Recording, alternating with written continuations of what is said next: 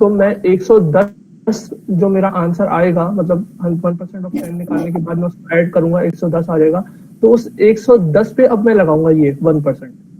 तो ये मेरा इफेक्टिव इंटरेस्ट रेट है, क्योंकि इसके अंदर कंपाउंडिंग हो रही है।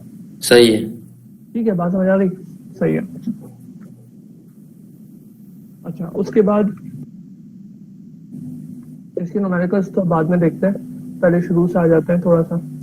जैसे कैश फ्लो डायग्राम्स तो सबको आती है बनानी, इसमें जो पॉजिटिव होती है ऊपर ले लेते हैं, नेगेटिव होती है नीचे ले लेते हैं, ये मैं नहीं बता रहा। इसके अंदर फॉर्मूलाज हैं जो याद करने का फायदा ये है कि कुछ न्यूमेरिकल्स ऐसे होंगे जिसके अंदर हम अगर उसको टेबल से सॉल्व करेंगे तो थोड़े से ज्यादा स्टेप्स लगेंगे, अगर हमने फॉर्मूला लगा दिया तो कम स्टेप्स लगेंगे। बस ये फर्क है, और कोई कोई खास फर्क नहीं है।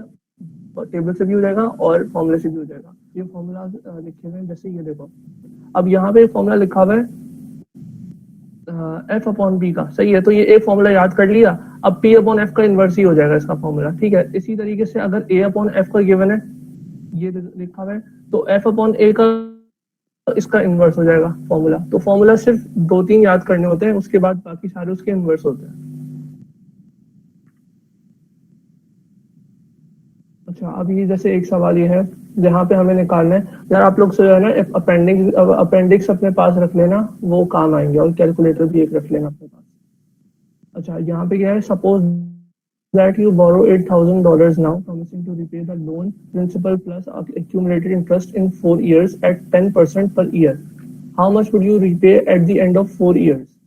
ठीक है, यहाँ पे फ्यूचर इक्विवेलेंट मांग रहा है, तो फ्यूचर इक्विवेलेंट निकालने के लिए हम ये वाला फॉर्मूला भी यूज कर सकते हैं, 1+i⁴n, और सीधा सीधा हम ये भी लगा सकते हैं, f is equal to P F upon P percentage i% और n। ठीक है, ये तो बहुत बेसिक है, ये तो सबको आता ही होगा।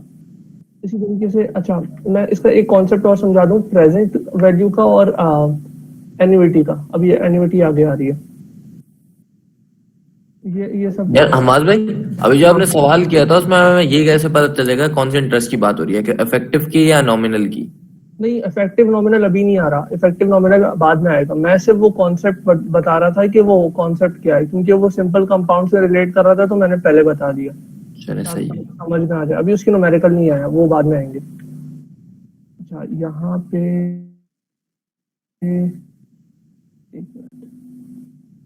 अच्छा, एन्युइटी देखो, एन्युइटी क्या होता है कि एन्युइटी का मतलब ये होता है कि equal series of cash flows होते हैं आपके, पूरे साल वो कैश फ्लोज होते हैं, और उनका अमाउंट जो है वो इक्वल होता है। मतलब अगर $500 है तो सारे सारे साल जो है वो $500 ही रहेगा, मतलब एक इक्वलेंट अमाउंट है, और वो हमेशा प्रेजेंट वर्थ के एक साल बाद शुरू होता है। मतलब अगर जीरो पे प्रेजेंट वर्थ आती है तो एक साल बाद उसकी एन्युइटी शुरू होती है। ठीक है, तो बस ये याद रखनी है एन्युइटी में बात, कि हमेशा एक साल बाद एन्युइटी शुरू होती है।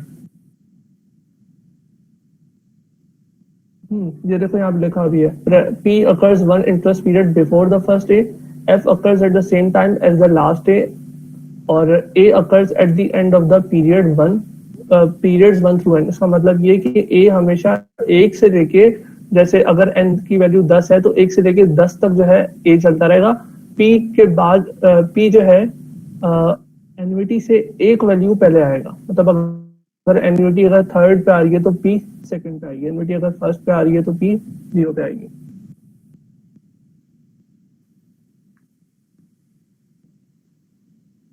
ये डेरिवेशन है, ये इसका कोई काम नहीं है। अच्छा, एक सवाल ये कर लेते हैं।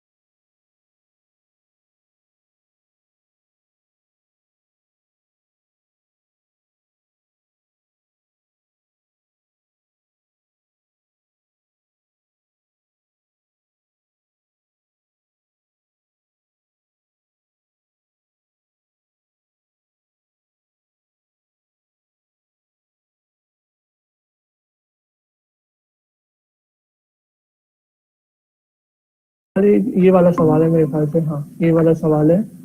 हाँ, your company has $100,000 loan for a new security system it just bought. The annual payment is $8,800 and the interest rate is 8% per year for 30 years. Your company decides that it can afford to pay $10,000 per year. After how many payments will the loan be paid off?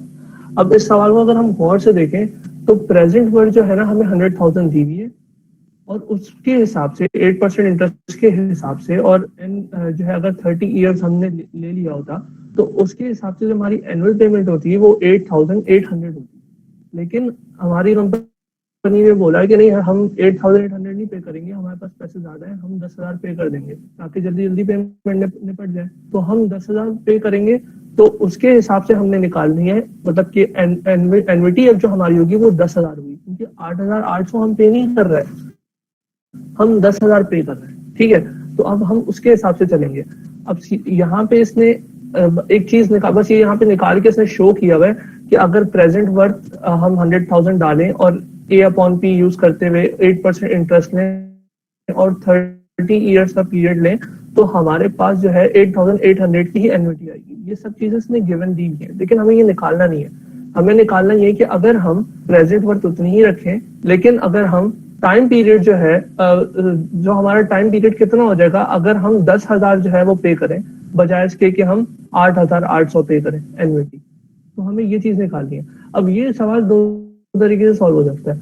या तो हम ये करें कि present work की जगह 100,000 रखें, annuity की जगह 10,000 रखें और ये वाली वैल्यू जाके हम टेबल से निकालें P/A 8% और n करके, वो भी निकाल के देख लेते हैं। अभी दूसरा तरीका इसका ये है कि हम यहाँ सिंपल फॉर्मूला डाल दें। फॉर्मूला क्या है P/A का, यहाँ लिखा हुआ है, ये P/A का फॉर्मूला यहाँ लिखा हुआ है 1 प्लस आई की power n minus 1 upon I 1 plus I की पावर n। ये वाला जो फॉर्मूला है जब अगर हम यहाँ पे उठा के डाल देंगे, यहाँ पे उठा के हम डाल देंगे और उसको 10 के इक्वल कर देंगे कैलकुलेटर में, जब हम करेंगे तो हमारे पास n की वैल्यू डायरेक्ट भी आ जाएगी। तो हमें इतने सारे स्टेप्स और इंटरपोलेशन कराने की जरूरत नहीं होगी, जो अभी मैं बताता हूँ कैसे होगी, वो सब कराने की जरूरत नहीं होगी। तो हम देख लेते हैं वैसे ये होगा कैसे। तो हमें क्या करना है, P/A की वैल्यू चाहिए 8% पे जाके, तो 8% पे पहले चले जाते हैं, ये 8% आ गए। P/A की वैल्यू हमें चाहिए 8% पे और उससे n हमें निकालना है, ठीक है, और ये 10 के बराबर होनी चाहिए, सही है, ये 10 की वैल्यू हमें चाहिए। तो अब हम यहाँ पे जाके चेक करेंगे कि 10 कहाँ पे आ रहा है। ये देखो, ये 20 और 21 के बीच में आ रहा है, सही है। हमें एग्जैक्टली नहीं पता कि कौन सी वैल्यू है, बस ये 9.81 है 20 पे, 21 पे 10.01 है, तो इनके बीच में कोई वैल्यू होगी तो हमें इंटरपोलेशन करानी पड़ेगी। तो इंटरपोलेशन हमने से कहा कि अब जैसे हमने यहाँ पे लिख दी एक वैल्यू 8% पे 20 पे आ रही थी 9.8181 और 21 पे आ रही थी ये, तो अब हम जाके पहले इंटरपोलेशन करेंगे। इंटरपोलेशन करवाने के बाद जो है ना फिर वो आंसर हमारे पास 20 आ जाएगा। ये शायद यहाँ सॉल्व नहीं हुआ है पूरा, ये सॉल्व नहीं हुआ है यहाँ पे पूरा। हम जब इसको इंटरपोलेशन करवाएंगे तो हमारे पास 20 ही आंसर आ जाएगा, n की वैल्यू 20 आ जाएगी। दूसरा तरीका जो मैंने अभी बताया कि सिंपल हम जाके ये P/A वाला फॉर्मूला रख देंगे और उससे हमारे पास वैल्यू आ जाएगी P/A से। कोई मसला है इसमें अभी तक?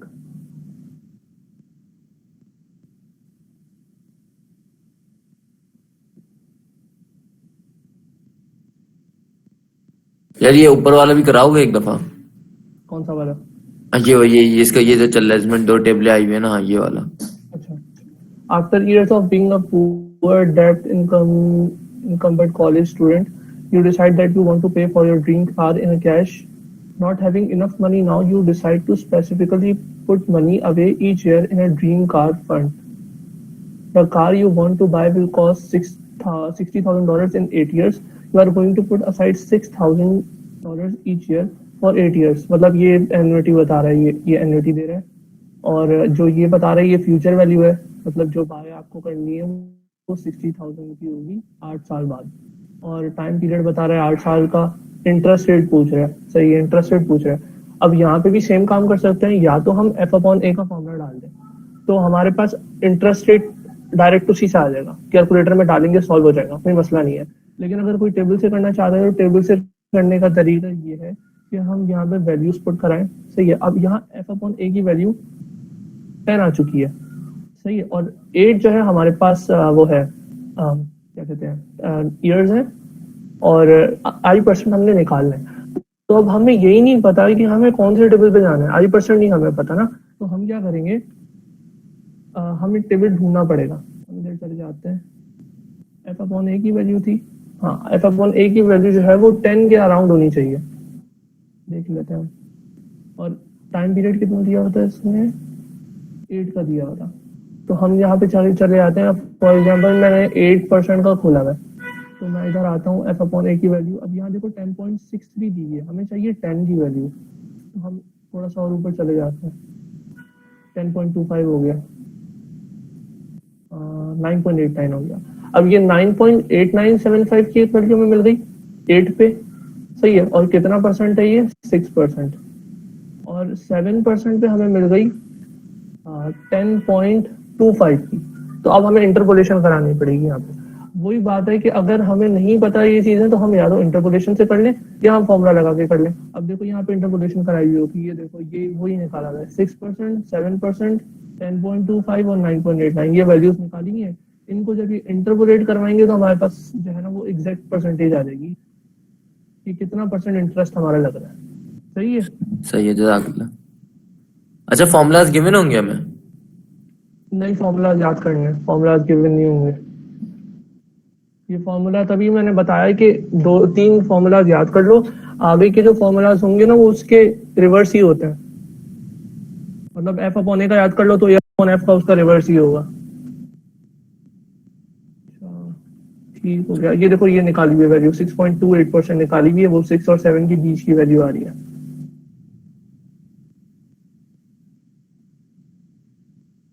ये क्या थे ऊपर जो फॉर्मूले हैं, ये क्या थे? वही है अच्छा, वही फॉर्मूला है। अब आती है डिफर्ड एन्युइटी। अच्छा, डिफर्ड एन्युइटी में क्या होता है कि हमारे पास हमने फॉर एग्जांपल एक पेमेंट करनी है जो कि हमने कुछ सालों बाद करनी है, सही है। हम लेकिन कुछ सालों बाद जो है उसका थोड़ा जूम कर लो यार। अच्छा, एक मिनट।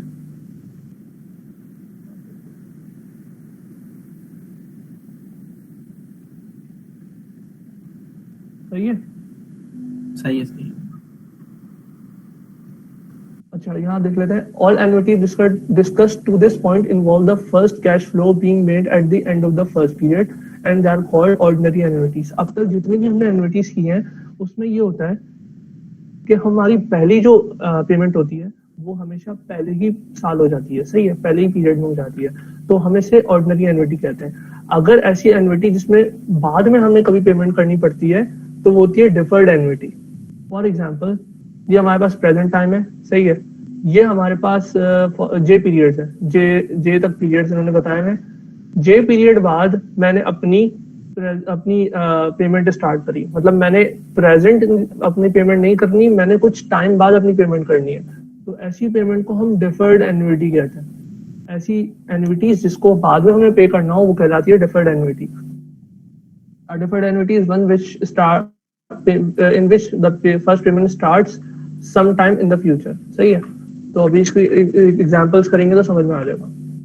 अच्छा, you can see in the figure,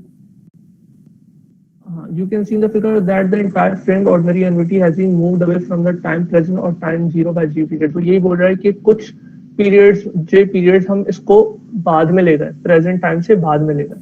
अब हमें क्या करना होगा, for example हमें निकालना है कि अभी यहाँ पे J पे कितनी present worth है।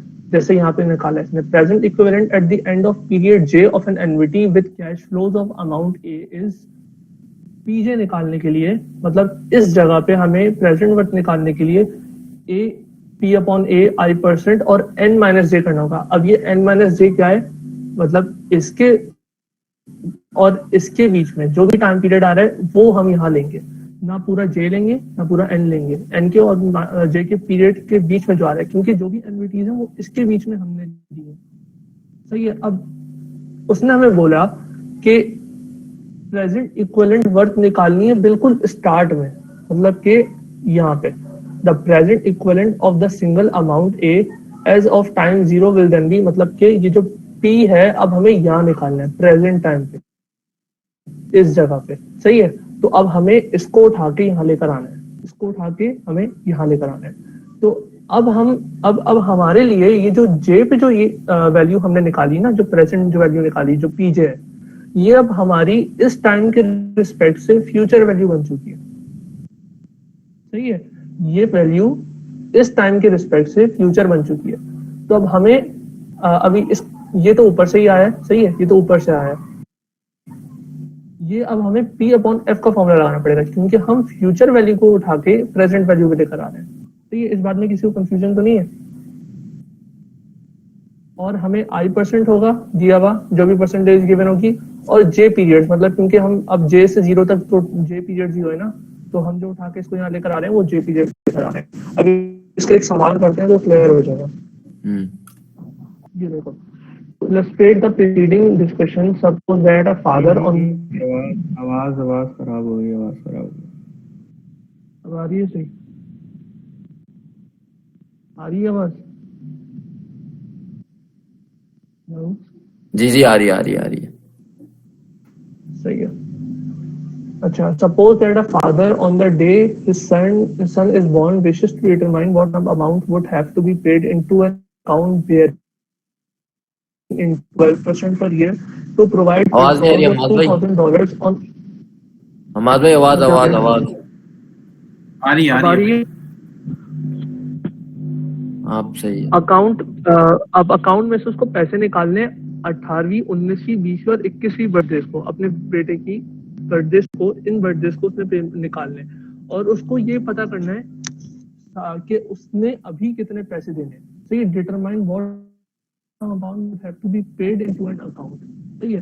तो अभी कितने पैसे देने उसको वो निकालने, ताकि वो 18वीं 19वीं और 20वीं और 21वीं इस जब उसका बेटा इतने साल का हो जाए तो वो $2,000 का अमाउंट निकाल सके, सही है।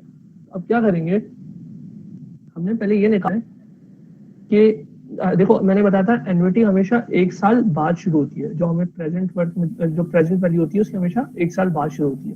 तो 18वीं 19वीं 20वीं और 21वीं में निकालनी है, ठीक है। तो 18वीं से पहले 17वीं क्या बोलेंगे, तो उस वक्त तक हमने इसकी प्रेजेंट वैल्यू निकालनी है, सही है। तो ये बात अभी पहले बस यहाँ तक समझ लो कि यहाँ पे ये 17th ईयर पे हमने इसकी वैल्यू निकाली है। तो हम क्या करेंगे, हम अपना वही नॉर्मल मेथड फॉलो करेंगे P अपॉन A वाला, और हम ये वाली वैल्यू निकालेंगे। P17 जो हमने वैल्यू निकालनी है वो निकालनी है P अपॉन A 12% 4 क्यों आया, 4 इसलिए आया 18 19 20 21 कितने साल हैं ये, 4 साल है, सही है। तो 4 साल तक एन्युटी दी तो 4 आ गया यहाँ से, ये जाके हम टेबल से वैल्यू निकाल लेंगे तो P17 आ गया। अब उसको चाहिए कि मुझे ये बताओ कि अभी जब मेरा बेटा पैदा हुआ है तो मुझे उस वक्त कितने पैसे देने हैं अकाउंट में, सही है। तो मुझे निकालना है P नॉट निकालना है। तो इसको मुझे उठा के इधर लेकर आना है, ट्रांसफर करना है मुझे। कैसे ट्रांसफर करूंगा, मेरे हिसाब से अब ये वैल्यू जो मैंने P17 की निकाली है ये अब हमारी फ्यूचर वैल्यू बन चुकी है। तो फ्यूचर वैल्यू को मुझे इधर ट्रांसलेट करना है। तो P अपॉन F का फॉर्मूला आ जाएगा यहाँ पे, P अपॉन F का फॉर्मूला ये देखो, P अपॉन F का फॉर्मूला आ गया यहाँ पे F17। अब ये F17 वो P17 की ही वैल्यू है, ये निकाल लिया हमने 6074.6 हमने यहाँ पुट करा दी, और P अपॉन F की जगह ये हमने टेबल से निकाल लिया। अब ये देखो ये 17 साल है, 17 कहाँ से आया, 0 से लेके 17 तक कितने पीरियड्स हो गए, कितने साल हो गए, 17 साल हो गए, हमने यहाँ लिख दिया। अच्छा, ये ख्याल रखना है कि इस 17 और मतलब इसका और इसका सम n-j का सम टोटल 21 के बराबर ही होना चाहिए। देखो 4 + 7 17 21 ही हो रहा है, सही है। ऐसा ना हो कि 16 रख दिया, कहीं 3 रख दिया, तो उसकी वजह से फिर ये 21 पूरा नहीं होगा, तो ये गलती नहीं करनी। बस अब हमारी प्रेजेंट वर्थ आ गई है, तो प्रेजेंट वर्थ हमें इस सवाल में निकालनी थी, वो पता चल रही है। अब ये आता है इंपॉर्टेंट सवाल। इस सवाल में a series of year-end cash flows extending over 8 years. The amounts of 100 for the first year, 200 for the second, 500 for the third, 400। ये हमें 8 साल तक की इसने टेबल बना के वो दे दी है, एन्युइटीज दे दी है, कितना पेमेंट दे रहा है ये, सही है। These could represent something like the expected maintenance expenditures for a certain piece of equipment। मैं बता रहा है कि आप इसको सोच रहे हो कि जैसे कि आप मेंटेनेंस अमाउंट एक्सपेंडिचर आप दे रहे हो, मतलब नेगेटिव कैश फ्लोज हैं आपकी, बाहर निकल रही है, ये नीचे जा रही है, ये सही है, ये सारी नेगेटिव कैश फ्लोज होंगी। 4th ईयर के बाद से ये सब 400 के बराबर हो गई हैं। फर्स्ट सेकंड थर्ड पे वेरी कर रही थी, 4th ईयर के बाद से ये 400 के बराबर हो गई हैं। अब हमें इसमें क्या निकालना है, प्रेजेंट इक्विवेलेंट एक्सपेंडिचर, ठीक है। तो अब हमारा क्या तरीका होगा कि अब सब कुछ हमें इस पीओ पे लेके आना है, पी नॉट पे लेकर आना है, प्रेजेंट इक्विवेलेंट एक्सपेंडिचर पे, ठीक है। तो उसका मेथड हम क्या फॉलो करेंगे, पहले हम इस 400 की निकाल लेंगे, ठीक है, उसकी जो एन्युइटी आ जाएगी उसको हम ट्रांसफर कर देंगे इधर। थर्ड पे जो हमारे पास एन्युइटी है उसको ट्रांसफर कर देंगे इधर, सेकंड पे जो है उसको कर देंगे, फर्स्ट को कर देंगे, फर्स्ट की वैल्यू इस पे कर देंगे ट्रांसफर। अब करेंगे कैसे ये देख लेते हैं। अच्छा, फर्स्ट वैल्यू क्या थी हमारे पास, 100 थी, ठीक है। इंटरेस्ट रेट हमारे पास 20% था। अगर 100 के हिसाब से देखें तो यहाँ तक ट्रांसफर करने में कितने ईयर्स हैं, एक ईयर आ रहा है, ठीक है। 200 के लिए कितने ईयर्स आ रहे हैं, 2 आ रहे हैं, हमने कर दिया। थर्ड पे क्या आ रहा है, थर्ड पे ये रहा 500 के 3 साल है, हमने इधर ट्रांसफर कर दिया। अब इसमें थोड़ा सा चेंज है, वो चेंज क्या है, जो हमने पहले किया था ये बिल्कुल उसी तरीके से होगा। पहले हम इसकी निकालेंगे प्रेजेंट इक्विवेलेंट प्रेजेंट वर्थ निकालेंगे यहाँ पे, मतलब 3rd ईयर पे। उसके बाद हम इसको यहाँ लेके जाएंगे, जैसे हमने पिछले सवाल में किया था कि हमने 18 के बाद से शुरू होती थी, हमने पहले उसको 17 पे लेकर गए थे और 17 के बाद हम उसको यहाँ पे लेकर आए थे। तो हमें यही करना पड़ेगा। यहाँ पे हमने क्या किया, 400 यहाँ रखा, P/8 20% और 5 कहाँ से आया, 1 2 3 4 5, ये 5 आ गया। उसको हमने फिर जब यहाँ पे हमारी प्रेजेंट वर्थ आ गई, जो ये जो वैल्यू आई होगी यहाँ पे प्रेजेंट की जो वैल्यू आई होगी 3rd ईयर पे, वो हमारी अब फ्यूचर वैल्यू बन गई है इसके रिस्पेक्ट से। तो उसके आगे हमने मल्टीप्लाई कराना है P/F के फॉर्मूले से, जैसे हमने यहाँ पे किया था, इस वैल्यू निकालने के बाद हमने उसको P/F वाली चीज से मल्टीप्लाई कराया था, ठीक है।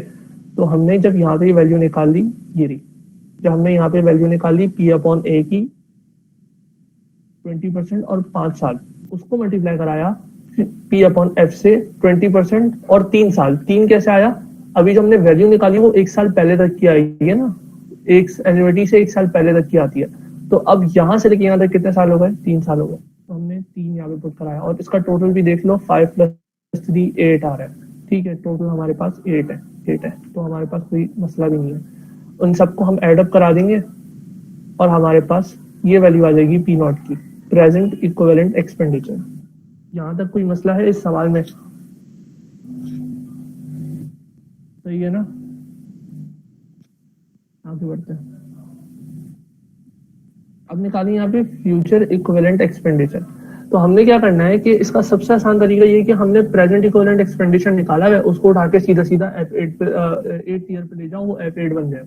ज्यादा लंबी करने की जरूरत ही नहीं है। अभी हमने ये F0 निकाला है, इसकी वैल्यू उठा के यहाँ लिखो F/P 20% 8, फ्यूचर इक्विवेलेंट एक्सपेंडिचर आ गया हमारे पास। कोई इसमें भी शायद 2 मेथड है, दूसरा मेथड देखने की जरूरत नहीं है, बहुत लंबी है उसके अंदर। थर्ड हमसे क्या मांगा है इसने, एनुअल एक्सपेंडिचर। एनुअल एक्सपेंडिचर भी हम निकाल सकते हैं P0 की वैल्यू से। P0 की वैल्यू ये रही, A/P 20% 8।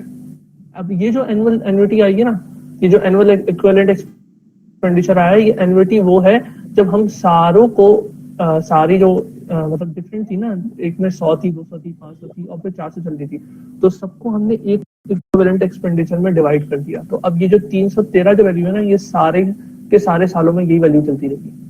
तो ये हमारे भाई 2 मिनट सवाल खोलेंगे, इसका कुछ सवाल खोलेंगे। हाँ।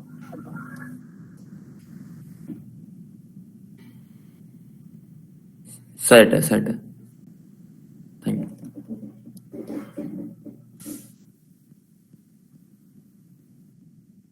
अच्छा, ये हमारे पास डिफर्ड एन्युइटी खत्म हो गया, सही है। अब हमारे पास आ रहा है uniform gradient of cash flows. अब इसका एक अलग से जो है कॉलम दिया हुआ होगा एक अपेंडिक्स में ए अपॉन जी और पी अपॉन जी करके, हाँ ये रहा पी अपॉन जी और ए अपॉन जी। अब हम ये यूज करेंगे यहाँ पे क्योंकि यहाँ पे ग्रेडियंट्स आ रहे हैं। अच्छा, ग्रेडियंट की शर्त भी है कि ये जो है ना यूनिफॉर्म होने चाहिए, ऐसा नहीं कि अलग अलग ग्रेडियंट चल रहे। तो अभी इसकी भी एग्जाम्पल कर लेते हैं। कुछ लिखा हुआ है यहाँ पे नहीं, कुछ खास नहीं है यहाँ पे। ये इसने डेरिवेशन की है, फॉर्मूला की है, बहुत बड़े बड़े हैं। सवाल क्या आता है डायरेक्ट। अच्छा, suppose that certain end of year cash flows are expected to be $1,000 for the second year, $2,000 for the third year, and $3,000 for the fourth year. If interest rate is 15% per year, it is desired to find present equivalent value at the beginning of the first year, uniform annual equivalent at the end of each of the 4 years. अच्छा, अब इसके अंदर जो note करने वाली बात है वो ये है कि ग्रेडियंट में हमेशा, जैसे मैंने बताया था, एन्युटी हमेशा प्रेजेंट के एक साल बाद शुरू होती है, ठीक है। ग्रेडियंट हमेशा प्रेजेंट के 2 साल बाद शुरू होता है, ये बात याद रखनी है।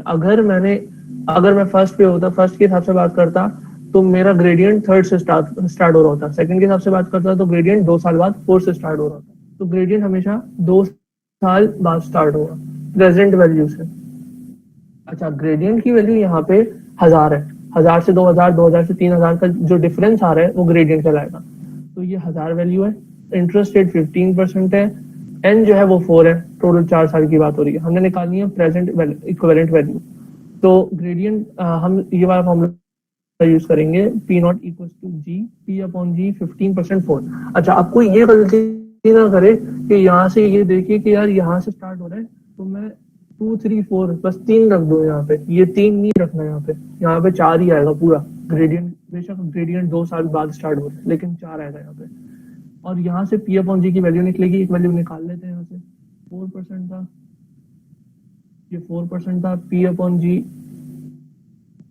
15% ऑफ 4 पे था, सॉरी 15% 4, पी अपॉन जी की वैल्यू आ रही है 3.786। तो ये उठा के हमने यहाँ पे लिख दी 3.786, उसमें राउंड ऑफ करा हुआ है। तो माज भाई, हाँ, उसने present equivalent value eight the beginning of first year बोला है, तो आपने पी नॉट क्यों निकाला है, पी वन क्यों नहीं निकाला? देखो ये जो होता है ना, अच्छा सवाल है ये जो होता है ना, ये एंड ऑफ ईयर होता है। अगर मैं 1 की बात कर रहा हूँ ना तो ये मेरा 1 बिगिनिंग नहीं है, ये मेरा 1 एंड है। जीरो कोई ईयर थोड़ी होता है, कोई जीरो कोई ईयर तो नहीं हो सकता ना। तो ये जो 1 है ना ये एंड ऑफ ईयर है, ये 2 जो है ये एंड ऑफ ईयर 2 है, ये 3 एंड ऑफ ईयर 3 है। मतलब ये साल के आखिर की बात हो रही है, साल की बिगिनिंग की बात नहीं हो रही। हमसे क्या बोल रहे हैं, साल के बिगिनिंग में बताओ, and beginning of first year, तो इसलिए हमने 0 पे निकाली। जज़ाकल्लाह। अब हमने यहाँ से प्रेजेंट इक्विवेलेंट निकाल ली। अच्छा, इसी तरीके से इसने एनुअल इक्विवेलेंट मांगा है तो वही ए की वैल्यू निकालनी है हमें, वही सब कुछ हो जाएगा यहाँ से। ये देखो ए अपॉन जी की वैल्यू वहां से टेबल से निकालनी है, 15% ऑफ 4 से 1.3263 आ रही है, ये रही वैल्यू, ठीक है। तो बस यहाँ पे पुट करा देंगे, ये वाला सवाल भी आराम से हो जाएगा, इसमें कोई मुश्किल चीज नहीं। अच्छा, इसके नेक्स्ट वाले सवाल में थोड़ा सा डिफरेंस है, तो ये है कि यहाँ पे हमारे पास सिर्फ ग्रेडियंट नहीं आ रहा, यहाँ पे हमारे पास कुछ ना कुछ एन्युटी भी आ रही है। उसमें तो सिर्फ ग्रेडियंट आ रहा था ना, 1000 2000 3000, तो इसमें सिर्फ 1000 का डिफरेंस था और कुछ भी नहीं था इसके अंदर।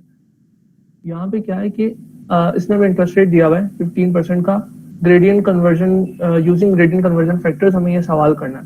अब इसमें हमें कैश फ्लोज दिए हुए हैं, पहले साल 5000, दूसरे साल के एंड में, एंड ऑफ ईयर लिखा हुआ है 6 7 8, ये दिए हुए।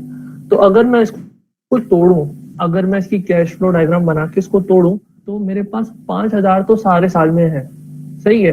5000 यहाँ पे भी थे, फर्स्ट ईयर में 5000 थे, नेक्स्ट ईयर सेकंड ईयर में के एंड में हमारे पास 6000 हो गए, मतलब कि ग्रेडियंट कितना हुआ, 1000 हुआ, सही है। तो मैं अगर यहाँ पे लिखा हुआ ये इक्वल्स टू, और यहाँ लिखा है प्लस, तो ये इक्वल है इसके और इसके एडिशन के बराबर में। अगर मैं ये 1000 की वैल्यू उठा के यहाँ डालूं तो ये 6000 बन जाएगा, ये 2000 की वैल्यू उठा के यहाँ डालूं तो 7000 बन जाएगा, ये 3000 की यहाँ डालूं 8000 बन जाएगा, ठीक है। तो अब मुझे जो प्रेजेंट वैल्यू निकालनी है वो इस एन्युटी की भी निकालनी है और इसके ग्रेडियंट की भी निकालनी है, दोनों की निकालनी है, ठीक है। सिर्फ ग्रेडियंट की नहीं निकालनी।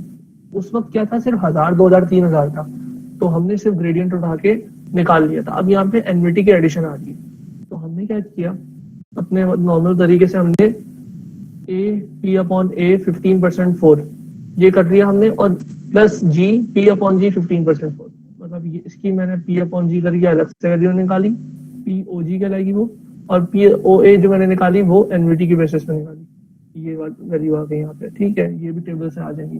तो जो टोटल हमारे पास हो जाएगा एक्सपेंडेड प्रेजेंट वैल्यू जो हो जाएगी, प्रेजेंट इक्विवेलेंट वैल्यू जो हो जाएगी, वो इन दोनों के सम के बराबर होगी। सही है, इसमें बस ये थोड़ा सा चेंज है। और जब हमें टोटल एनुअल इक्विवेलेंट निकालना होगा तो उसके अंदर भी ग्रेडियंट वाली भी वैल्यू आएगी और प्लस अलग से ये आएगी, मतलब कि मैं इसका ए अपॉन जी निकालूंगा और ये एज इट इज में 5000 ऐड करा दूंगी, ये तो है ही एनवीटी ना, तो 5000 रखा मैंने, ग्रेडियंट रखा 1000, ए अपॉन जी 15% 4 में मैंने ये वैल्यू यहाँ से वैल्यू निकाली और मैंने उठा के पुट कराई और ये आंसर आ गया हमारे पास। सही है, तो बस थोड़ा सा ये डिफरेंस आ जाएगा इस वाले सवाल में। हम ये भी कर सकते हैं कि हमने जो पी नॉट की वैल्यू निकाली हुई है ऊपर, ये जो पी नॉट की वैल्यू निकाली हुई है ऊपर पीओटी की, इसको हम फॉर्मूले में डालें, POT is equal to A P upon A 15% 4, उससे भी हमारे पास आंसर आ जाएगा ए का।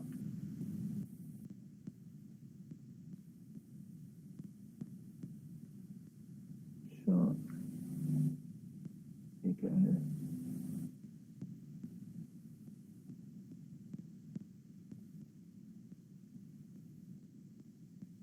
ये वही सवाल है, इसमें कोई चेंज नहीं है। अब आ जाते हैं नॉमिनल और इफेक्टिव इंटरेस्ट रेट। ये चीज मैंने समझा दी थी अभी थोड़ी देर पहले, तो देख लेते हैं एक दफा फिर से। नॉमिनल और इफेक्टिव इंटरेस्ट रेट तब आएगा जब इंटरेस्ट कंपाउंड होगा। मैंने एग्जांपल दी थी वही कि अगर हम कंपाउंड कर रहे हैं इंटरेस्ट तो वो इफेक्टिव में आ जाता है, और अगर हम कंपाउंड नहीं कर रहे हैं तो वो नॉमिनल में आ जाता है। ठीक है, फॉर एग्जाम्पल हमें ये मिल रहा है, यहाँ पे इसने बोला हमें कि एक इंटरेस्ट रेट है 1.5% पर मंथ। ठीक है, इसने बोला 24 मंथ का निकाल लो, तो हमने 1.5 को 24 से मल्टीप्लाई कर दिया, सिंपल हमारे पास 36% आ गया 2 साल का, मतलब 24 महीने का हमारे पास नॉमिनल रेट आ गया। इसमें कोई कंपाउंडिंग का जिक्र नहीं है, कोई मुश्किल नहीं है, सिंपल सी चीज है, बस हम मल्टीप्लाई कर रहे हैं और हमारे पास नॉमिनल रेट्स आ रहे हैं। नॉमिनल रेट्स का कोई जो है ना मुश्किल काम नहीं करना। इफेक्टिव रेट में थोड़ा सा चेंज आता है। इफेक्टिव रेट में क्या होता है कि अब हमारे पास कंपाउंडिंग दी हुई होती है, कंपाउंडिंग को हमने अकाउंट करना होता है, उसको मद्देनजर रखते हुए हमने अपना बाकी का काम करना होता है। अच्छा, इफेक्टिव इंटरेस्ट रेट जो है ना वो आई से रिप्रेजेंट किया जाता है, इस स्मॉल आई से। ठीक है, और जहां आई ए लिखा हुआ होगा ना, ये आई ए जहां लिखा हुआ होगा, इसका मतलब ये है कि एनुअल इफेक्टिव इंटरेस्ट रेट, मतलब पूरे साल का बता दो कि कितना आ रहा है।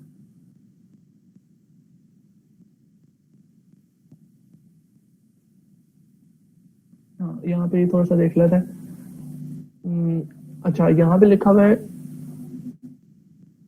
ये छोड़ दो, इफेक्टिव 3% पर क्वार्टर कंपाउंडेड डेली।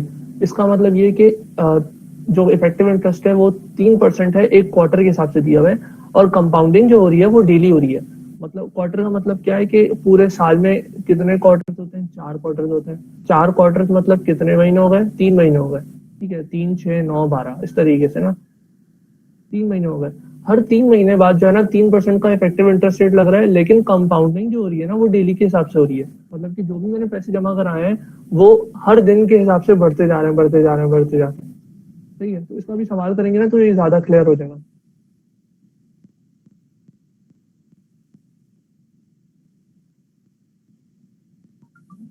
अच्छा, यहाँ पे एक चीज और ये बता रहा है, effective 1.5% per month compounded monthly. अब वो ये बोल रहा है कि इफेक्टिव भी 1.5% पर है और कंपाउंडिंग भी मंथली हो रही है। मतलब कि जहाँ इफेक्टिव और कंपाउंडिंग सेम हो जाती है ना, तो वहां हम कंपाउंडिंग का की टर्म ना भी यूज करें ना तो चलता है, क्योंकि वो एक तरीके से नॉमिनल के ही बराबर हो जाता है, क्योंकि वो जो पीरियड है ना वो बराबर है।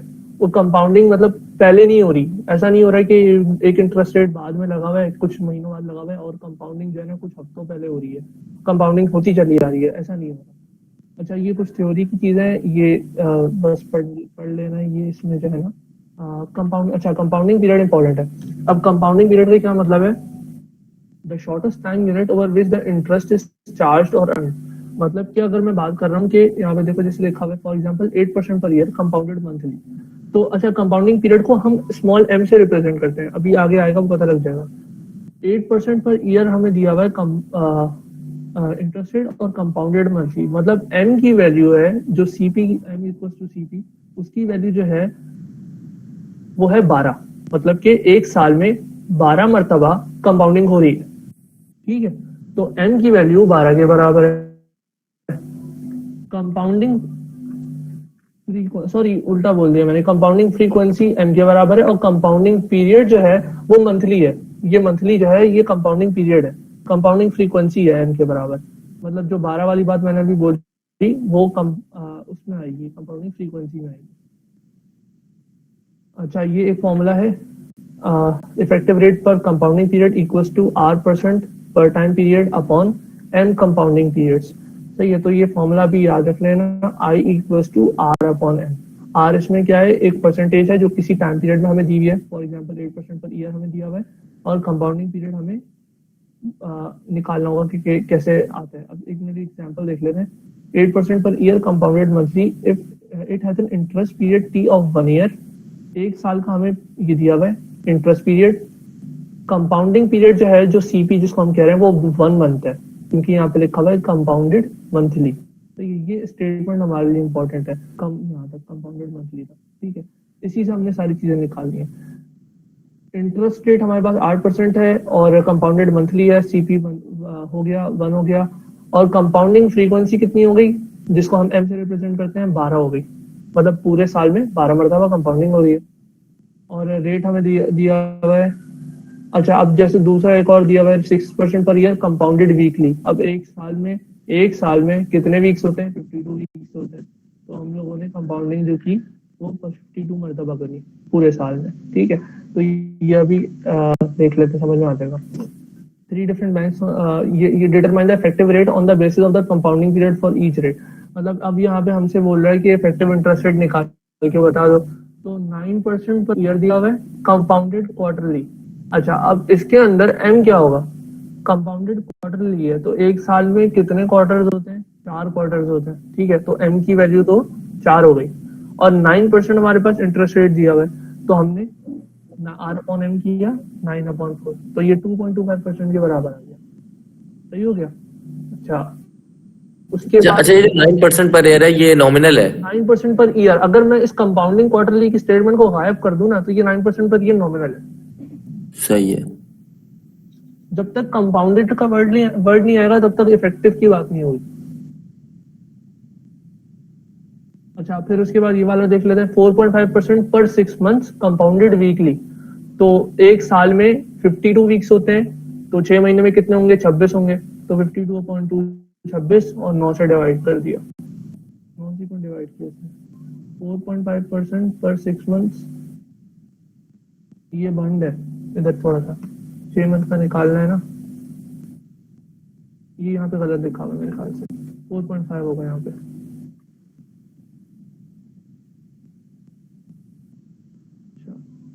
सही है। अच्छा इसकी एग्जांपल जो मैं अभी समझा रहा था वो उसको वापस देख लेते हैं। एक अमाउंट है $1000 का, invested for 3 years at nominal rate of 12% compounded semi annually, मतलब के साल में 2 मरतबा कंपाउंड होगी। The interest earn during the first 6 months would be 1000 into 0.12/2। अब ये 0.12/2 क्या है, मतलब 12% 0.12 और डिवाइडेड बाय 2 क्यों किया हमने, क्योंकि सेमी एनुअली की बात होती है, सही है। तो उस पे हमने 0.06% से मल्टीप्लाई करा तो हमारे पास $60 आ गया, सही है।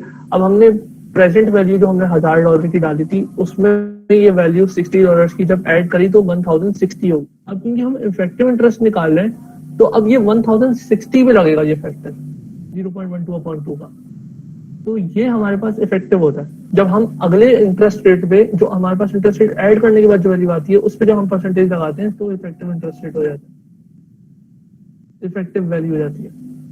इसका एक फॉर्मूला उन्होंने दिया हुआ है।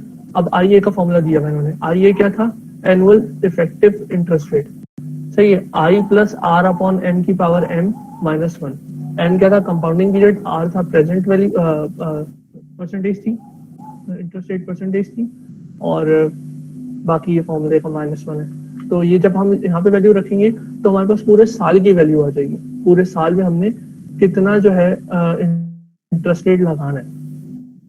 फिर एक ही छोटी सी वैल्यू यहाँ डेरिवेशन की भी है, यहाँ पे एक छोटी सी जो कि इम्पोर्टेंट नहीं है इतनी, उसी से ये आ रहा है आई अपॉन 1 + r अपॉन m की पावर -1, ये आ रहा है बात में। अच्छा, effective interest rate per year, ठीक है। अब यहाँ पे सवाल आता है, Mr. Ali obtained a new credit card from National Bank with a stated rate of 18% per year compounded monthly। अब compounded का वर्ड आ गया यहाँ पे, compounded का मतलब क्या हुआ, हमने यहाँ पे इफेक्टिव इंटरेस्ट रेट की बात करी। For $1,000 balance at the beginning of the year, find the effective annual rate at the total amount owed to the bank after 1 year, provided no payments are made during the year। ये जो statement है ना अभी, ये अभी बहुत important है, ये आगे काम आएगी। Provided no payments are made during the year, मतलब कि कोई एडिशनल पेमेंट जो है वो उस पीरियड के दरमियान नहीं होगी। अगर एक साल का टाइम पीरियड है तो उससे पहले कोई और पेमेंट्स नहीं की जा रही, एक ही दफा पेमेंट कर दी $1000 की, बस उसके बाद कोई पेमेंट नहीं हो रही पूरे साल तक। तो R% पर ये हमारे पास जो है ना ये हो गया, R हो गया। टाइम पीरियड हमें कितना दिया इसने, 1 ईयर, और कंपाउंडेड मंथली मतलब कि m की वैल्यू 12 हो गई।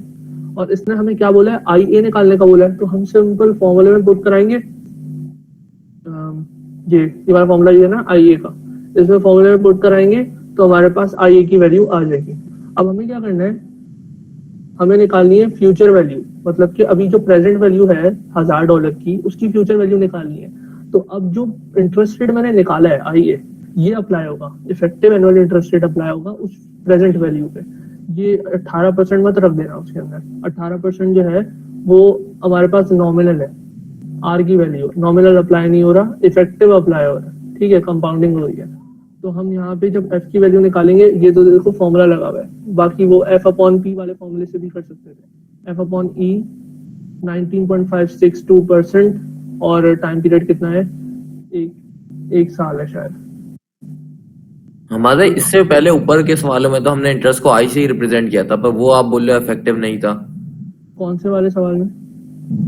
ऊपर जो हमने सारे फॉर्मूला वगैरह जो पढ़े थे पी वगैरह के, उसमें जो आई आया हुआ था वो तो स्मॉल आई से ही रिप्रेजेंट हुआ था।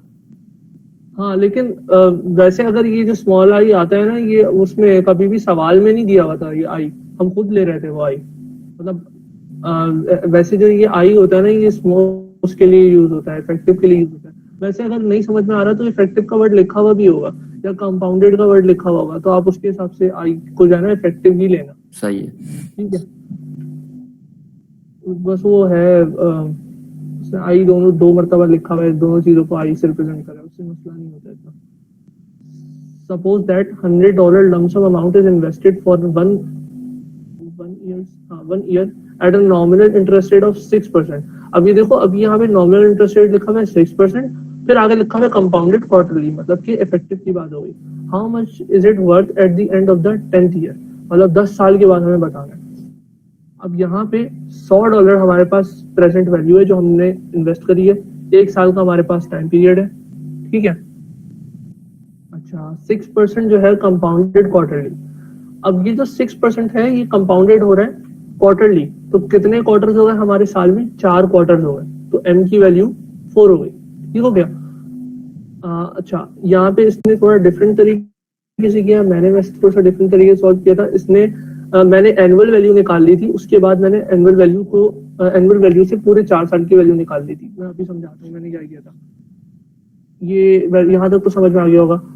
40 क्वार्टर्स होते हैं वैसे 4 साल में, ठीक है, 1 साल में 4 होते हैं और 10 साल में जो है वो 40 होते हैं, ठीक है। अब हमने क्या किया, एनुअल ये परसेंटेज निकाली, 1 + r अपॉन m की पावर m-1, ये करके हमने एनुअल परसेंटेज निकाली। अच्छा, इसने क्या किया, इसने जो ये वैल्यू थी प्रेजेंट वर्थ में, इसमें इसने ये रखा है 1 + 0.015 और m की पावर इसने 40 रखी है।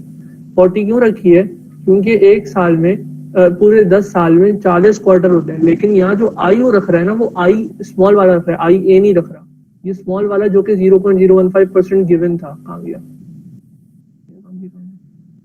सॉरी, ये रहा आई आर अपॉन एम करके 1.5% निकाला था ना, ये वाली वैल्यू वो यहाँ रख रहा है और 40 क्वार्टर्स रख रहा है। मतलब इसने एक क्वार्टर का इंटरेस्ट रेट निकाला और पूरे 10 साल में 40 क्वार्टर होते हैं, तो एम की पावर 40 रख दी। मैंने ऐसे कर लिया था कि मैंने आई ए निकाल लिया था, मतलब एक साल का मैंने इंटरेस्ट रेट निकाल लिया और टोटल 10 साल थे, तो मैंने एम की वैल्यू 10 रख दी। ठीक है, तो मैंने इस तरीके से सॉल्व करा था। तो ये सेम वैल्यू आएगी, उससे कोई फर्क नहीं पड़ेगा, जैसे भी सॉल्व करना आसान लगे उस तरीके से कर सकता है। चलो, अब यहाँ पे एक नई चीज आ रही है, वो ये आ रही है कि हमारा पेमेंट पीरियड, उस वक्त जो मैंने बताया था कि वहां एक स्टेटमेंट लिखी हुई थी, no payment periods between the compounding period, यहाँ पे लिखा हुआ था no payments are made during the year, मतलब कोई भी पेमेंट्स बिटवीन द ईयर नहीं हमने करी। लेकिन यहाँ पे क्या है कि अब हम पेमेंट्स कर रहे हैं बीच में। The payment period is the length of time between cash flows, inflows or outflows. It is common that the lengths of the payment period are the compounding and the compounding period do not coincide. मतलब कि PP मतलब कि payment period, CP मतलब compounding period. Compounding period जो है उससे less भी हो सकता है पेमेंट पीरियड और उससे ज्यादा भी हो सकता है। सही है, तो कंपाउंडिंग पीरियड फॉर एग्जांपल जैसे यहाँ पे इसमें दिखाया हुआ है 6 मंथ्स का है, कंपाउंडेड सेमी एनुअली हम कह सकते हैं। तो उसमें पेमेंट पीरियड जो हमारा चल रहा है वो 1 मंथ का चल रहा है। ये एग्जांपल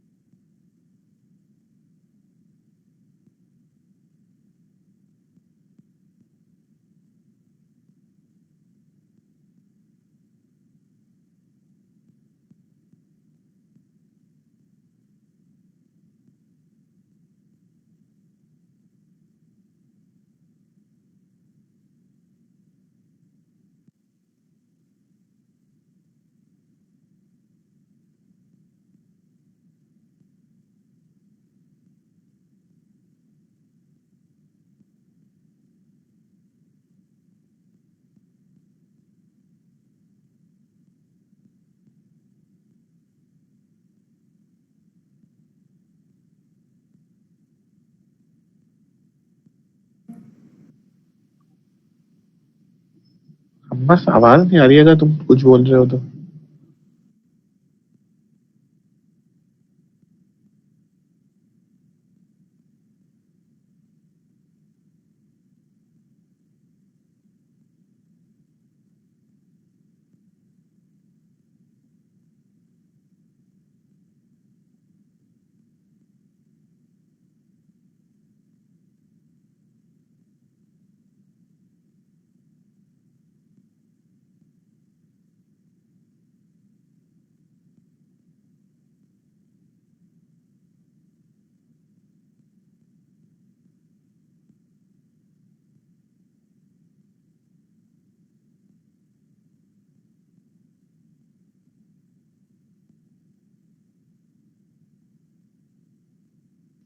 आवाज आ रही है मेरी?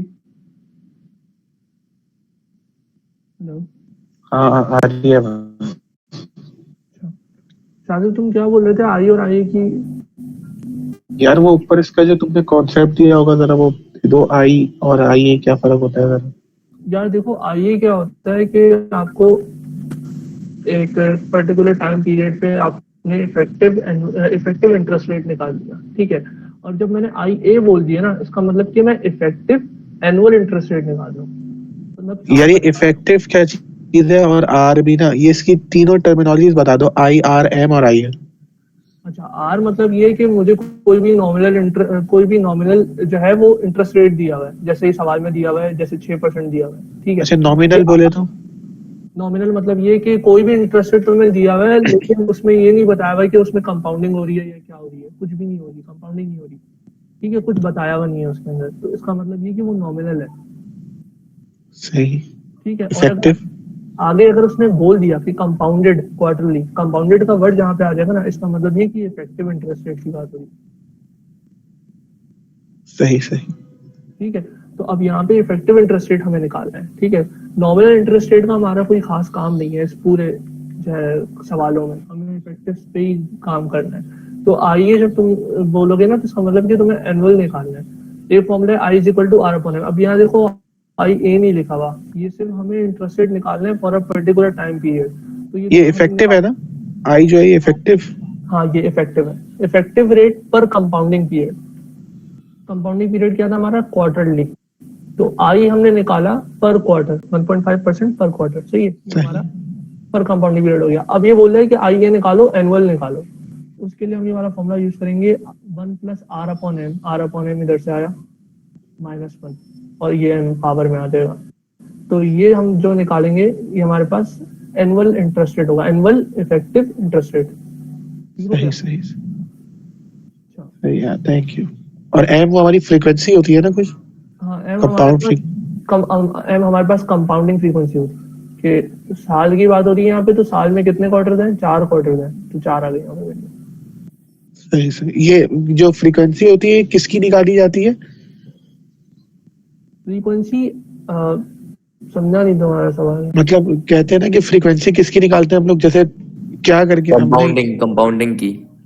कंपाउंडिंग फ्रीक्वेंसी मतलब कि अब मैं ये बोल रहा हूँ कि इंटरेस्ट रेट मुझे दिया हुआ है ना, वो साल का दिया हुआ है, 6% जो दिया हुआ है, लेकिन कंपाउंडिंग वो कह रहे हैं कि हर 3 महीने बाद हो रही है। तो साल में तो बताओ खुद कितनी दफा कंपाउंडिंग हो रही है? हर 3 4 मरतबा। 4 मरतबा हो रही है, तो कंपाउंडिंग फ्रीक्वेंसी जो है ना वो 4 हो गई। सही सही। शर्वे कंपाउंडिंग यानी Thank उस you. टाइम बाद इंटरेस्ट लगना शुरू हो जाता है, इंटरेस्ट इफेक्टिव हो जाता है, ऐसे ही है ना माज भाई? हाँ, कंपाउंडिंग के पीरियड के बाद जो है ना इंटरेस्ट रेट लगना शुरू हो जाता है और कंपाउंडिंग होती चली जाती है। सही हो गया। अच्छा, यहाँ पे थे हम, क्या कर रहे थे यहाँ पे? हाँ, ये बिट्स वाला सवाल कर रहे थे। अब यहाँ पे हमें उसने दिया हुआ था 9% पर ईयर कंपाउंडेड क्वार्टरली। ये हम तो, आपकी आवाज नहीं आ रही थी बीच में, हम जरा आई आई उस पे थे, सी सी पी यू के बाद आवाज कट गई थी। आपकी आवाज शॉर्ट थी। मैं वापस बता देता हूँ, ये पीपीसीबी बता दिया था मैंने। नहीं, आवाज यहाँ यहीं से आवाज बंद हुई थी, पीपी और सीपी से। अच्छा, कंपाउंडिंग पीरियड है सीपी और पीपी है पेमेंट पीरियड। अब जो पिछला सवाल था वहां पे एक स्टेटमेंट लिखी हुई थी, वो मैं दिखा देता हूँ वापस से। ये लिखी हुई थी, provided no payments are made during the year. मतलब साल का इंटरेस्ट रेट जो हमें दिया हुआ है उसके पहले कोई हमारे पास एक्स्ट्रा पेमेंट्स नहीं की जा रही थी, ठीक है। यहाँ पे जो हम करेंगे वो ये होगा कि हमारे पास पेमेंट बीच में हो रही होंगी, पेमेंट्स पहले हो रही होंगी, सिंगल पेमेंट नहीं चल रही है हमारे पास। हमारे सिंगल पेमेंट तो चलिए, लेकिन कंपाउंडिंग पीरियड से पहले भी हो सकती है पेमेंट और कंपाउंडिंग पीरियड के बाद भी हो सकती है, सही है। तो वहां पे जो लिखा हुआ था अब वो यहाँ पे अप्लाई नहीं होगा। तो यहाँ पे हमारे पास 2 चीजें हो सकती हैं कि पीपी लेस देन सीपी है, मतलब कि जो पेमेंट पीरियड है वो सीपी से कम है। इसकी एग्जांपल इन्होंने यहाँ पे दी हुई है कि जैसे कंपाउंडिंग पीरियड। ये जरा समझाओगे पीपी और सीपी में फर्क क्या चीज है जरा? पीपी मतलब कि पेमेंट पीरियड, मतलब फॉर एग्जांपल मैं तुम्हें पैसे रखवा रहा हूँ, ठीक है। तुम बोल रहे हो कि मेरे बैंक में कंपाउंडिंग हो रही है 4 महीने बाद, सही है, लेकिन मैं तो 4 महीने बाद उसका इंटरेस्ट लग रहा है? 4 महीने बाद इंटरेस्ट लगेगा, फिर कंपाउंडिंग हो जाएगी। मतलब अब जैसे 100 रुपए थे, उस पर 10% इंटरेस्ट लगा, 110 रुपए हो गए।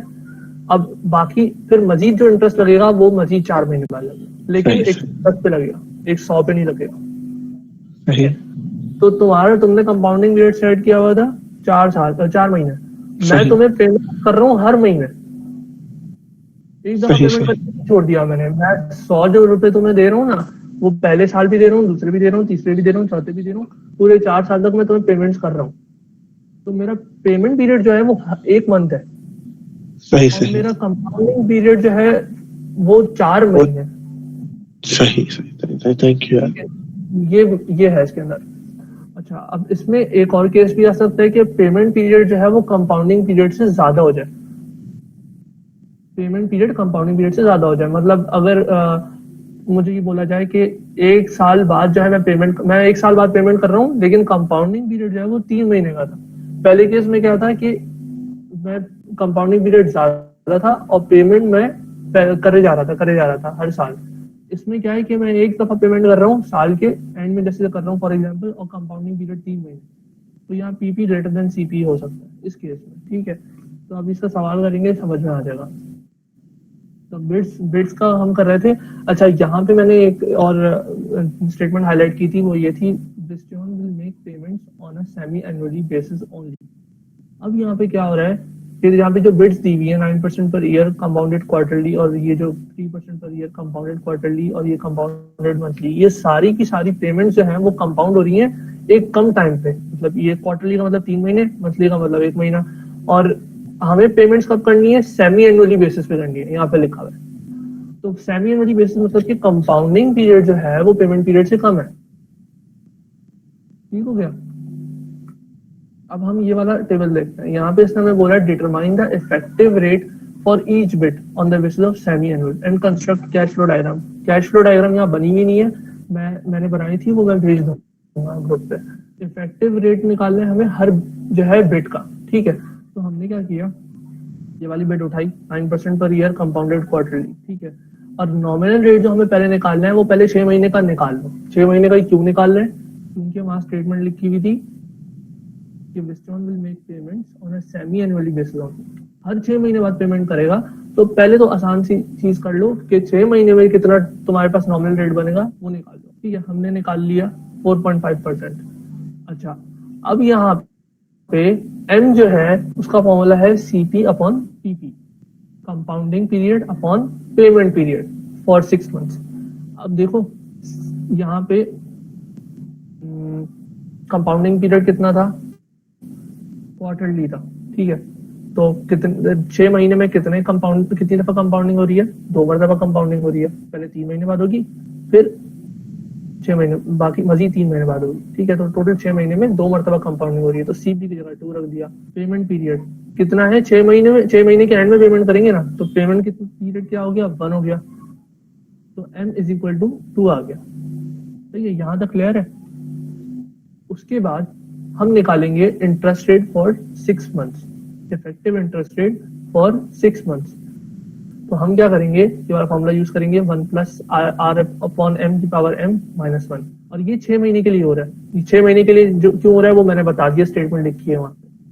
तो यहाँ पे फॉर्मूले में डालेंगे और हमारे पास ये आई आ गया। अब ये जो आई है ना, ये याद रखना, ये 6 महीने के लिए, ये एनुअली नहीं है, एनुअली नहीं हो सकता ये, क्योंकि हम अभी 6 महीने पे काम कर रहे हैं। उसी तरीके से अब यहाँ पे बात आ गई 3% पर क्वार्टर की।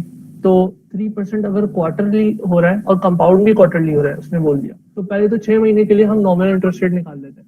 3% जो है वो एक क्वार्टर का था, तो पूरे 6 महीने का कितना हो जाएगा? 6% हो जाएगा। सही हो गया। उसके बाद एम की वैल्यू निकालेंगे। एम की वैल्यू कैसे आएगी? CP upon PP. सीपी मतलब कंपाउंडिंग पीरियड। हमारा आर कैसे बता दें यार, ये 2 का आर किस तरह निकला? आर ऐसा निकला है कि देखो क्वार्टर में कितनी दफा हो रही है, कितना परसेंटेज हो रहा है? 3% हो रहा है। क्वार्टर का क्या मतलब होता है? 6 महीने का 2 हो गया, 3 महीने हुए ना क्वार्टर, तो 6 महीने में कितने होंगे परसेंटेज? Multiply by 2 6। यही करा है। सही सही है। सही है। अब एम की वैल्यू हमने निकाली। कंपाउंडिंग पीरियड हमारे पास कितना था? 2 था, ठीक है, क्योंकि क्वार्टरली हो रही है यहाँ पे कंपाउंडिंग, एक क्वार्टर 2 क्वार्टर आते हैं ना 6 महीने में, और पेमेंट पीरियड वही 1 महीना रहेगा, वो साल के 6 महीने के एंड में रहेगा, तो वो बनी आ जाएगा यहाँ पे। इसी तरीके से फॉर्मूले में डाला आई वैल्यू निकाल मतलब एक वो वाला यहाँ फॉर्मूला भी था I equals to R upon M। वही तो यूजर है, ये तो यूजर है, सही। यहाँ पे ये यूज हो रहा है ना 1 plus R upon M. R है 0.06 मतलब 6%, और एम की वैल्यू पीछे निकालते हुए आ रहे हैं हम लोग 2 सही। पुट करा दिया यहाँ पे, ठीक है। 8.8% पर ईयर कंपाउंडेड मंथली। अब यहाँ पे कितनी हो रही है, 6 पेमेंट्स हो रही हैं 6 महीने में, मतलब एम की वैल्यू क्या हो गई, 6 हो गई, सही हो गया। 8.8% पर ईयर, तो 6 महीने में कितना हो जाएगा, डिवाइडेड बाय 2 कर दूंगा मैं इसको, 4.4% आ गया, सही है। ये आर की वैल्यू आ गई, एम की वैल्यू आ गई, इससे हमारे पास इंटरेस्ट रेट आ गया, effective interest rate for 6 months. सारों का इंटरेस्ट रेट आ चुका है, ठीक है। नेक्स्ट पार्ट क्या बोलता है हमें, what are the effective annual rates. अब यहाँ पे एनुअल का वर्ड आ गया, जो शाजिब बोल रहा था। अब यहाँ पे हमें IA निकालना है, ये कितने का था, 6 महीने का था, हमें निकालना है पूरे साल का। साल में कितने 6 महीने होते हैं, 2 मरतबा आते हैं ना 6 महीने, तो एम की वैल्यू भी 2 होनी चाहिए। अलग अलग निकालना है यहाँ पे हमें, ये रहा। हाँ देखो यहाँ पे हमें दिया हुआ है 9% पर ईयर कंपाउंडेड क्वार्टरली। अब यहाँ पे जो आर है हमें अब एक ईयर के हिसाब से निकालना है, उसने क्योंकि एनुअल का वर्ड यूज कर दिया, ठीक है, तो वो 9% ही रहेगा, क्योंकि साल का ही दिया हुआ है, हमें साल का ही चाहिए, तो हमने उसको चेंज नहीं किया। अच्छा, कंपाउंडेड क्वार्टरली, कितनी दफा कंपाउंडिंग होगी साल में, 4 मरतबा होगी। वैल्यू डाली यहाँ पे, IA आ गया। अब ये है पूरे साल का, इसलिए हम IA बोल रहे हैं। इसी तरीके से 3% पर क्वार्टर, अब यहाँ पे 3% पर क्वार्टर दिया हुआ था, तो पूरे साल का निकालने के लिए क्या करेंगे, मल्टीप्लाई बाय 4 कर देंगे, क्योंकि एक साल में 4 क्वार्टर होते हैं, 12% आ गया। एम की वैल्यू यहाँ पे 4 हो गई, ठीक है। यहाँ पे हम अपना फॉर्मूला इनपुट कराएंगे, आंसर आ जाएगा। इसी तरीके से लास्ट वाले का भी करना है। यहाँ पे तो ऑलरेडी ईयर की दी हुई थी और कंपाउंडेड मंथली लिखा हुआ था। मंथली का मतलब कितनी पेमेंट्स हो रही है, 12 पेमेंट्स हो रही है साल में, हमने निकाल लिया। और लास्ट पार्ट में इसने ये पूछा कि किसका सबसे लोएस्ट है interest rate, which bit has the lowest effective annual rate. तो लोएस्ट इफेक्टिव देख लो एनुअल रेट किसका है, ये रहा लास्ट वाला 9.16, सबसे लोएस्ट 10 तीनों में, तो हमने लिख दिया ये भाई ये लोएस्ट है हमारा, सही है। अच्छा अब ये सवाल है, an engineer working as a private consultant made deposits into account as follows, year 0, year 4, year 6। यहाँ पे हमारे पास डिपॉजिट्स कर रहा है वो, ठीक है, और हमसे क्या मांग रहा है, find the amount in the account after 10 years at an interest rate of 12% per year compounded semi annually। सही है, फ्यूचर वैल्यू निकालनी है, 10 साल बाद की वैल्यू निकालनी है, और हमसे ये बोल रहा है कि कंपाउंडिंग हो रही है। कंपाउंडिंग का मतलब हम समझ जाएंगे इफेक्टिव एनुअल इंटरेस्ट रेट हमें चाहिए, ठीक है। इंटरेस्ट रेट हमें कितने में दिया हुआ है, 12% पर ईयर दिया। कंपाउंडिंग किस पे हो रही है, सेमी एनुअली हो रही है, तो हमें क्या करना पड़ेगा, पहले 6% निकालना पड़ेगा 6 महीने का। कंपाउंडिंग सेमी एनुअली हो रही है ना, तो आई निकाल लिया हमने, सेमी एनुअली कितना आया था, 6% हो गया। ये हमारे पास नॉमिनल रेट हो गया, एक तरीके से समझ लो कि हमने 6% निकाल लिया सीधा सीधा, कि एक 6 महीने में 6% की हो रही है R/M करके, ठीक है। तो हमारे पास 6% आ गया 6 महीने में। अब हमें क्या करना है, अब हमें यहाँ पे अपना वो जो हम तरीके पढ़ते आ रहे हैं वो यूज करना है। अच्छा ये थोड़ा सा ये तरीका भी है और एक ये तरीका भी है। मैंने ये तरीका यूज किया था, मैंने ये किया था कि मैंने effective percent per year directly निकाल लिया था। मैंने क्या किया, IA निकाल लिया। IA इसलिए निकाला क्योंकि हमें 10 साल में पेमेंट करनी है ना, 10 साल के बाद पेमेंट करनी है, तो अगर मैं IA निकाल लूंगा तो मैं 10 साल की पेमेंट्स निकाल सकता हूँ, ये कितने इंटरेस्ट रेट पे जा रही है। तो मैंने ये जो 12% था ना, ये इस फॉर्मूले में पुट करा दिया, 0.12 यहाँ रख दिया। अच्छा ये 2 कहाँ से आया, M की वैल्यू 2 कैसे आई, M की वैल्यू 2 ऐसे आई कि यहाँ पे हमारे पास कंपाउंडिंग कितने टाइम में हो रही थी, सेमी एनुअली हो रही थी, सही है। सेमी एनुअली मतलब कि 6 महीने बाद, तो कितनी दफा कंपाउंडिंग होगी साल में, 2 मरतबा कंपाउंडिंग होगी, तो मैंने यहाँ पे 2 रख दिया। इससे मेरे पास आ गया 12.36%। अब ये जो है हमारे पास, ये इफेक्टिव एनुअल इंटरेस्ट रेट है, effective annual interest rate based on semi annual compounding. ठीक है, यहाँ पे ये बात आ गई। अब क्या करना है हमें, ये जो हमारी पेमेंट्स थी, ये 3 पेमेंट्स थी, इनको हमें लेके जाना है इस 10 साल वाली वैल्यू पे, ताकि हम फ्यूचर वैल्यू निकाल सकें। और अब ये जो वैल्यू है ना, ये सारी की सारी इस इंटरेस्ट रेट पे जाएंगी, 12% पे नहीं जाएंगी, इस वाले इंटरेस्ट रेट पे जाएंगी, क्योंकि ये इफेक्टिव रेट। मतलब ये कि इफेक्टिव रेट का मतलब यही होता है ना कि हम कंपाउंडिंग करते जा रहे हैं। अगर 1000 की मैं एक वैल्यू ले लूँ ना, तो उस पर कंपाउंडिंग होती होती होती होती वो यहाँ पहुंचेगी। मतलब सिंपल ये आनी पहुंचेगी, कंपाउंडिंग होते हुए पहुंचेगी, तभी हम इफेक्टिव इंटरेस्ट रेट निकालते हैं। अच्छा, 1000 यहाँ लिखा, F/P निकालना है हमने 12.36% और 10 क्यों आया, क्योंकि यहाँ से यहाँ तक 10 है। इसी तरीके से इसका यहाँ से यहाँ तक कितना आएगा, 6 आएगा, इसका यहाँ से यहाँ तक 4 आएगा, तो ये हमने लिख दिया, 6 आ गया, इसका यहाँ पे 4 आ गया, बाकी सारी चीजें सेम है। और फिर हमने यहाँ से फ्यूचर वैल्यू निकाल ली।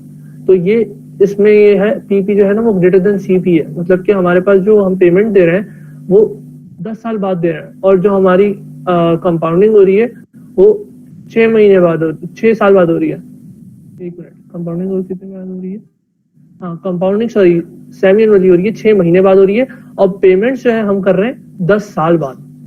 और उसके दौरान हमारे पास पेमेंट जो, जैसे कंपाउंडिंग पीरियड 6 महीने का था ना, तो पेमेंट हमारी पहले साल भी हो रही है, चौथे साल भी हो रही है, छठे साल भी हो रही है, लेकिन हम लोग फ्यूचर वैल्यू निकाल रहे हैं 10 साल बाद। तो एक सिंगल पेमेंट जाएगी, और जितनी भी पेमेंट्स हम दे रहे हैं, ये 1000, 3000, 1500, ये सारी कंपाउंडिंग पीरियड से ग्रेटर है। कंपाउंडिंग पीरियड सेमी एनुअली था, और ये सारी पहले साल, चौथे साल और छठे साल ये पेमेंट चल रही है हमारी। तो इस वजह से ये पीपी ग्रेटर देन सीपी वाला केस आ रहा है।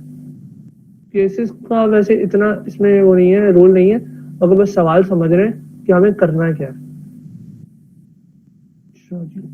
यहाँ पे क्या हो रहा है, हमारा ये पीपी ग्रेटर देन या लेस देन, उससे फॉर्मूलाज में तो कोई फर्क नहीं पड़ता ना? नहीं, फॉर्मूला पे कोई फर्क नहीं पड़ता, बस थोड़ा सा तरीका चेंज हो जाता है करने का। ये सवाल भी मेरे ख्याल से सेम है, ये सवाल सेम था, उसको छोड़ देते हैं, ये देख लेते हैं। चलो, suppose that there exists a series of 10 end of year receipts of $1000 each, and it is desired to compute their equivalent worth at the end of 10th year if the nominal interest rate is 12% compounded quarterly। तो compounding हो रही है, ठीक है, nominal interest rate quarterly हो रही है compounding ना, तो हमें पहले एक क्वार्टरली निकाल लेते हैं, मतलब interest rate, effective interest rate पर सीपी निकाल लेते हैं, जिसको हम आई से रिप्रेजेंट करते हैं। हमने निकाल लिया कि भाई 3% पर क्वार्टर कंपाउंडिंग हो रही है, सही है। उसके बाद उसने बोला 10 एंड ऑफ ईयर रिसीप्ट चाहिए हमें, पेमेंट्स दे रहे हैं हम 1000 की, मतलब कि ये कोई इस तरीके से बनेगा नहीं, कैश फ्लो नहीं बनाएगी इसमें। अच्छा, मैंने क्या किया, मैंने ये सेकंड वाला मेथड यूज किया, मुझे वो आसान लग रहा था। मैंने क्या किया कि यहाँ पे हमें कंपाउंडिंग करनी थी क्वार्टरली, तो मैं पहले आईए निकाल लेता हूँ कि एनुअल इंटरेस्ट रेट कितना है। तो मैंने करा 1 + r/m, m की पावर m -1, r कितना था 0.12, ठीक है, और कंपाउंडिंग की पीरियड कितना था 4, या तो ये ऐसे करके लिख दो या यहाँ से ये 3% की वैल्यू उठा के यहाँ लिख दो, एक ही बात है। और आई निकाल लिया मैंने 0.1255। अब ये एनुअल इंटरेस्ट रेट जो है ना, इफेक्टिव इंटरेस्ट रेट, ये पूरे 10 साल तक के लिए यूज होगा। तो मैं अब जो वैल्यू निकालूंगा ना, वो उस इंटरेस्ट रेट पे निकालूंगा जो मैंने आई निकाला है, इस इंटरेस्ट रेट पे। तो मैंने क्या किया, फ्यूचर वैल्यू निकालनी थी 10 साल बाद, एनुइटी कितनी थी मेरे पास, $1000 और F/A और 12.55%, मतलब ये वाला इंटरेस्ट रेट रख के मैंने 10 साल बाद वैल्यू निकाल ली, F10 जो मेरी कहलाएगी। अच्छा, अब आता है दूसरा केस। दूसरा केस क्या है, पीपी लेस देन सीपी, मतलब कि कंपाउंडिंग पीरियड बढ़ा है, अब पेमेंट जो है वो हम बार बार कर रहे हैं। अब मैं एक एग्जांपल देता हूँ, वो एग्जांपल क्या, बल्कि यहाँ पे 2 पॉलिसीज है। एक पॉलिसी कहती है inter period cash flows earn no interest, inter period cash flows earn compound interest. इसका मतलब ये है कि अगर, जैसा भी शाजिब ने बोला था कि शाजिब ने बोला कि 4 साल में 4 महीने में मेरा कंपाउंडिंग होगा पीरियड है, सही, और मैं पेमेंट कर रहा हूँ शाजिब को एक महीने बाद, ठीक है। अगर तो शाजिब मुझे कहता है कि भाई तुम्हारी जो पेमेंट है ना हर महीने बाद, वो उस पर मैं इंटरेस्ट लगाऊंगा, मतलब कंपाउंडिंग होगी तुम्हारे पास, तो ये वाली पॉलिसी आ जाएगी, inter period cash flows and compound interest, ठीक है। और अगर शादी ने बोला कि भाई तुम मुझे पेमेंट करते रहो, खुद मुझे कोई फर्क नहीं पड़ता, 4 महीने बाद ही मैं कंपाउंड इंटरेस्ट लगाऊंगा, ठीक है, एक तुम करते रहो कोई मुझे फर्क ही नहीं पड़ता, आखिर में मैं लगा दूंगा कंपाउंड इंटरेस्ट जो भी टोटल तुम्हारा होगा, ठीक है। एक है आखिर में लगाने वाला और एक है हर पीरियड पे लगाने वाला। तो ये इसकी 2 पॉलिसीज है। वो पॉलिसी जो है ना, ये हमें जो भी हमें लोन देता है या पैसे देता है वो हमें बताता है कि भाई मेरी ये पॉलिसी है, मैं इस पॉलिसी पे चलूंगा। सवाल में भी हमें ये बताया जाएगा कि हमारी inter period cash flows earn no interest वाली पॉलिसी है या फिर अर्न कंपाउंड इंटरेस्ट वाली पॉलिसी है, ठीक है। अभी नीचे सवाल लिखेंगे उसमें लिखा हुआ है। अच्छा, इसमें एक बड़ी इंपॉर्टेंट बात यहाँ बताई हुई है, वो कहाँ लिखी हुई थी, यहाँ पे लिखी हुई है, for a no inter period interest policy negative cash flows और payments depending on the perspective use, सही है, are all regarded as made at the end of the compounding period, सही है, और positive cash flows all regarded at the as made at the beginning. ये समझाता हूँ मैं, इसका मतलब क्या है। देखो, जितनी कैश फ्लोज हैं जो कि नेगेटिव कैश फ्लोज हैं उनको हम उठा के ले जाएंगे, नेगेटिव कैश फ्लो को हम शिफ्ट कर देंगे कंपाउंडिंग पीरियड के स्टार्ट में, एंड में, और पॉजिटिव कैश फ्लो को हम शिफ्ट कर देंगे कंपाउंडिंग पीरियड के स्टार्ट में।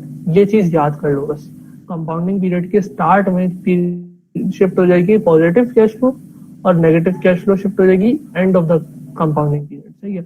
और ये बात तभी जो है ना वो चलेगी जब यहाँ उसने बोला हो inter period cash flows earn no interest. अच्छा, मजे की बात ये कि सर ने हमें सिर्फ इसी का सवाल करवाया, सर ने इस दूसरे वाले का सवाल नहीं करवाया। मेरे ख्याल से बहुत कॉम्प्लिकेटेड हो जाता है, इसलिए सर ने हमें ये नहीं करवाया, cash flow and compound interest. तो हमारे पास यही आएगा, ज्यादा यही आने का चांस है फिर। तो ये हमारे पास अब सवाल लिख लेते हैं, ठीक है। सवाल ये है, इसमें 12% पर ईयर है हमारे पास इंटरेस्ट रेट, कंपाउंडेड क्वार्टरली। हाँ, अब यहाँ देखो, and that Alcoa does not bother with inter period compounding of interest. मतलब कि अब मुझे फर्क नहीं पड़ता कि मैं पेमेंट करता रहूं बीच में, कोई फर्क ही नहीं पड़ता। जब तक कंपाउंडिंग पीरियड नहीं आएगा तब तक मेरी कंपाउंडिंग नहीं होगी, कंपाउंडिंग पीरियड आएगा तभी कंपाउंडिंग पीरियड होगी। मैं बेशक बीच में पेमेंट करता हूँ, कोई फर्क नहीं पड़ता। ये यहाँ लिखा हुआ है, ठीक है।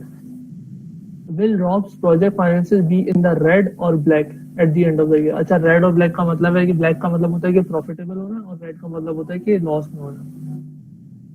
अच्छा, और बाय हाउ मच ये भी पूछ रहा है कि कितना लॉस हो रहा है, कितना फायदा हो रहा है, जो भी हो रहा है वो हमें बता दो, और ये भी बता दो कि रेड हो रहा है या ब्लैक हो रहा है। तो ये सारे मंथ की उसने दी हुई है कि मंथ 0 पे नेगेटिव कैश फ्लो है, फिर ये सारी हमें दी है। अब हमें इससे जो है ना, यहाँ पे ये जो केस है ना, ये पीपी लेस देन सीपी का है। हेलो, हाँ हाँ बोलो, हेलो, हाँ बोलो बोलो।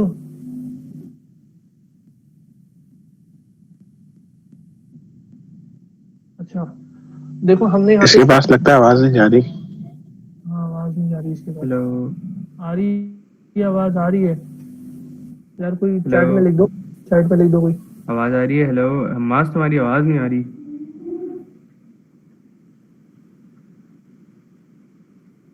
हेलो,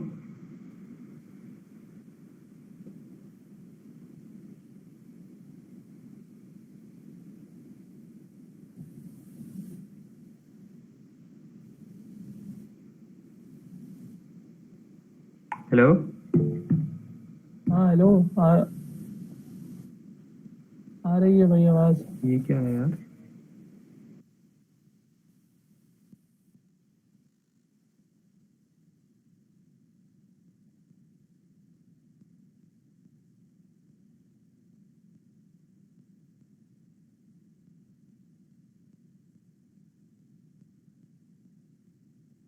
हमारे इसके बाद एंड है, यहीं तक आएगा।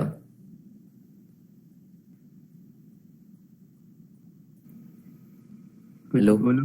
हाँ, नहीं भाई, आगे भी बहुत है। हैं आगे है और भाई अभी तो ये सिर्फ एक लेक्चर है, हाँ, बहुत है। अबे ये सिर्फ एक लेक्चर है अभी। अभी सब पढ़ा होगी क्या, या अब कुछ बाद में पढ़ा लेना? हाँ, लेक्चर 2 अभी बस करवाऊंगा, ये खत्म कर दूंगा, उसके बाद फिर बाद में करेंगे। बहुत इसके तो सारा बाद 2 पेज रह गए हैं ना। हाँ, इसका सिर्फ शायद एक ही न्यूमेरिकल रह गया बस, ये आखिरी न्यूमेरिकल है इसका। लेकिन ये इम्पोर्टेंट है। इसके बाद आज तो नहीं है ना और कोई क्लास?